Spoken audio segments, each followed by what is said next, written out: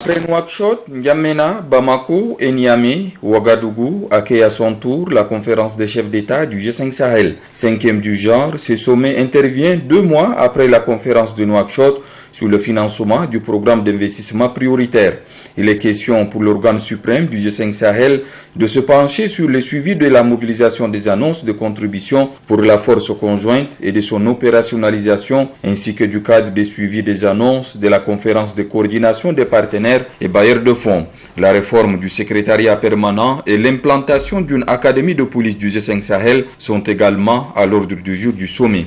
Un sommet qui, de l'avis du président hôte, Roch-Marc Christian Kaboré, devra tracer le chemin pour faire du G5 Sahel un outil par excellence pour venir à bout du terrorisme et promouvoir le développement économique et social au profit des populations du Sahel. C'est idéal à entendre parler le chef de l'État nigérien, Mahamadou Issoufou, président en exercice du G5 Sahel, ne sera que si l'on s'attaque à la maladie qui a pour nom pauvreté et inégalité. S'agissant du terrorisme qu'il qualifie de symptômes, le président nigérien a fait mention des différentes actions menées sous son mandat. Ces actions renforcent son optimisme malgré le fait que jusqu'à là, le G5 Sahel n'est pas encore parvenu à placer la force conjointe sous chapitre 7 des Nations Unies et lui trouver un mécanisme de financement durable. Les institutions continentales et sous-régionales telles que la CEDEAO, l'Union africaine, l'ONU et l'Alliance Sahel ont réaffirmé leur soutien à l'organisation dans ses efforts pour contrecarrer les actions terroristes dans la sous-région. La séquence d'ouverture officielle finie, les chefs d'État passent à l'examen de l'ordre du jour